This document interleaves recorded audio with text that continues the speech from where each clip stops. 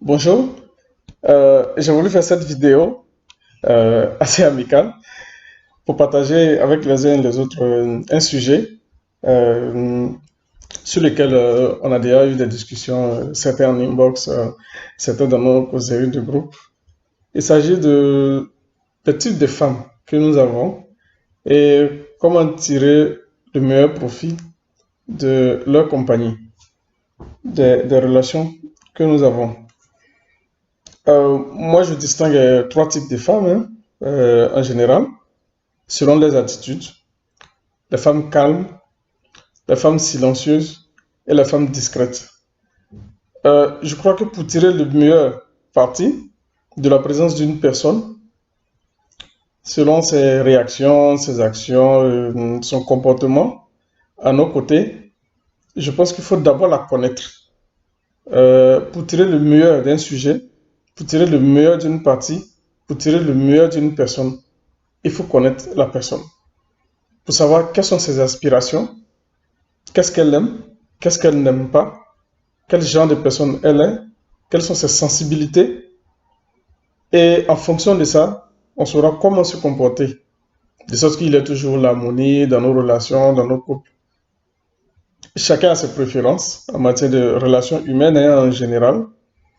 Euh, mais pour aborder le sujet, il faut d'abord les connaître. Et moi, mon point de vue, mon constat, c'est que les femmes calmes, généralement, c'est des femmes qui sont tranquilles mentalement et physiquement. C'est des femmes qui ne s'agitent pas, qui sont atténuées et réservées.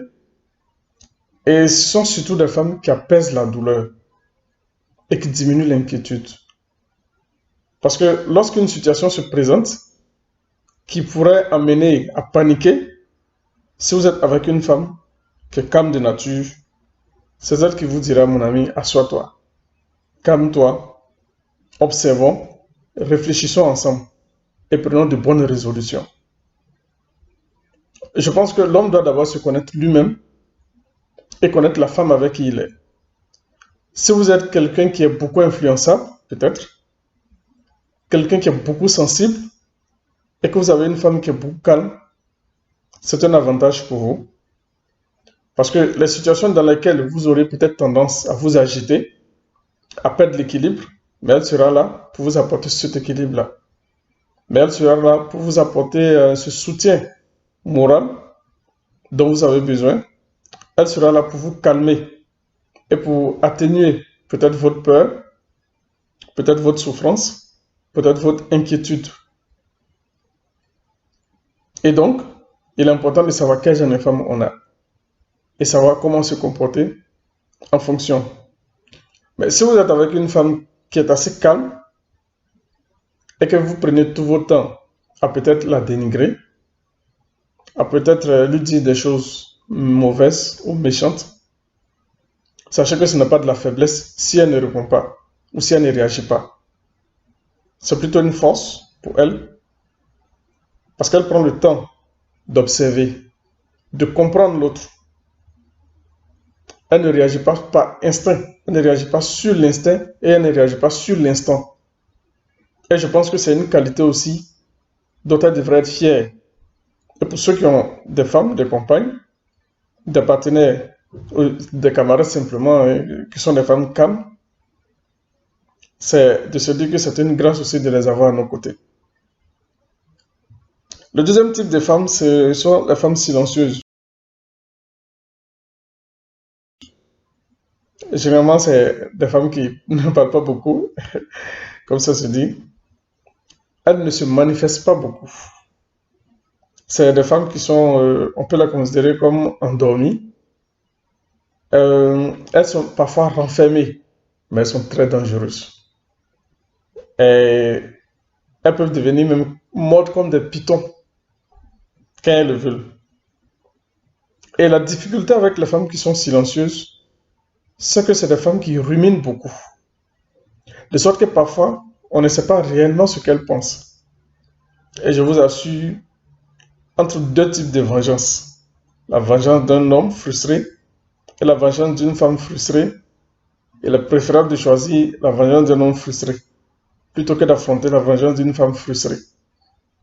C'est une femme qui est silencieuse de nature parce qu'elle ne réagit pas du tic au tac. Elle ne prend pas le temps d'observer pour analyser. Elle emmagasine au fait. Elle accumule au fait. Elle attend le moment qui va la dépasser et la goutte d'eau qui fera déborder le vase. Et là, vous ne la reconnaîtrez plus. Vous vous poserez la question de savoir si c'était la femme silencieuse qui était à vos côtés, si c'était votre camarade qui est très silencieuse, qui ne parle jamais, qui ne dit jamais rien. Mais le danger, c'est qu'elle rumine beaucoup. Et donc, un avantage qu'on peut avoir, c'est d'abord d'en être conscient, de la connaître, et de savoir que si elle commence à se retrancher, ça veut dire qu'il y a quelque chose qui ne va pas.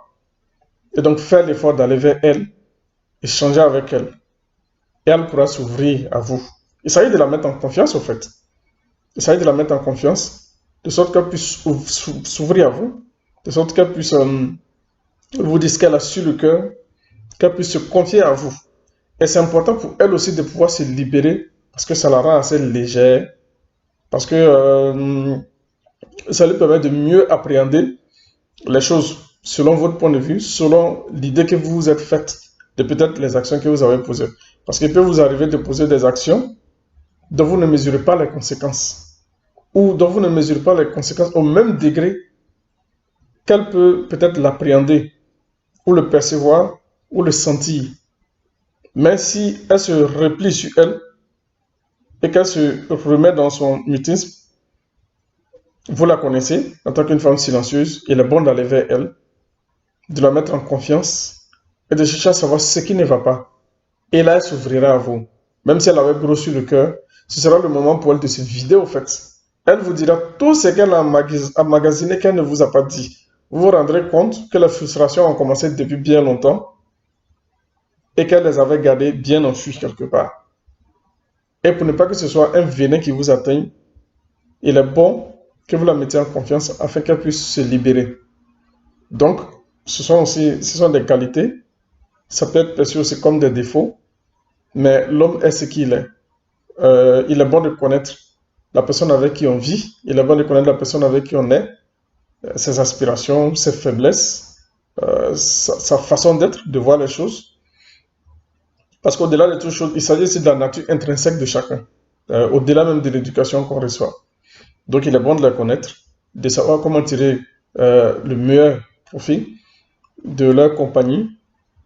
Voilà un peu. Et le troisième type de femmes, ce sont les femmes discrètes.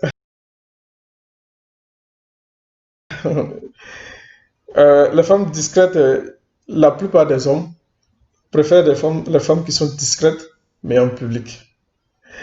Et généralement, on n'aime pas trop les femmes qui sont discrètes quand on est à deux. On les aime bien quand on est en public. Euh, Parfois, quand on est avec des amis et qu'on est avec notre compagne, on préfère qu'elle soit beaucoup réservée. On préfère pas la voir beaucoup rire. On préfère pas la voir bavarder, s'éclater comme si de rien n'était. Et on préfère qu'elle soit assez discrète devant les autres, à l'endroit des autres, à l'égard des autres. Mais on se porte un peu mal que cette discrétion-là se fait voir lorsqu'on est à deux. Euh, pour des hommes, c'est assez compréhensible. Euh, mais il est bon de les connaître. Il est bon de savoir aussi, en les connaissant, comment tirer le meilleur de leur compagnie. Euh, Elles ont un côté des femmes calmes et un autre côté des femmes silencieuses. En ce sens que elles observent beaucoup, elles analysent beaucoup, au même titre que les femmes calmes. Et elles aussi, elles emmagasinent. Mais à la différence des femmes silencieuses, elles ne ruminent pas. Ça veut dire qu'elles, elles acceptent les frustrations, elles acceptent peut-être les écarts, mais elles ne réagissent pas sur le coup. ou du moins elle attend le moment opportun pour le faire savoir. Et c'est aussi un avantage d'avoir ces femmes discrètes là à nos côtés, parce qu'on a besoin de femmes qui puissent garder des secrets. Et les femmes qui sont discrètes en général, en comparaison avec les autres types de femmes, les femmes calmes, comme les femmes silencieuses, les femmes discrètes sont à même de garder très enfui en elles le secret qu'on leur confie. Ce sont de véritables confidentes qui ne se laissent pas dépasser par les situations qui pourraient les amener à dévoiler tout ce qu'on a pu leur confier comme secret. Et donc, voilà un peu un tour d'étape des 3 types de femmes que j'ai voulu partager avec vous selon mes observations, selon aussi le vécu, selon aussi les expériences qu'on vit et qu'on voit à gauche, à droite, à droite. Et j'espère que cette vidéo vous sera profitable et que à partir de là, vous saurez ou vous chercherez à savoir quel genre, quel type de femme vous avez à vos côtés et comment appréhender sa façon d'être et comment tirer le meilleur profit de sa compagnie, mais surtout comment faire pour la connaître et surtout comment se comporter afin qu'elle soit la femme idéale qu'on a toujours recherchée pour un bonheur ensemble.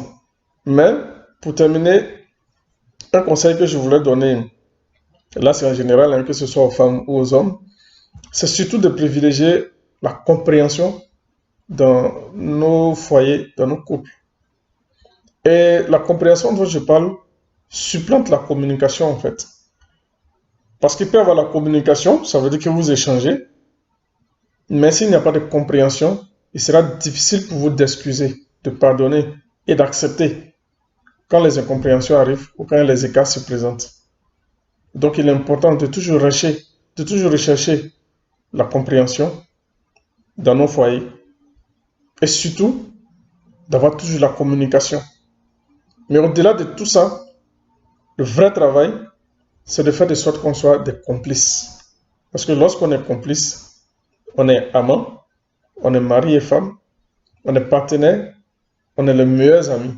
Et du coup, on ne se cache rien, on se pardonne facilement, on accepte facilement les écarts des uns et des autres.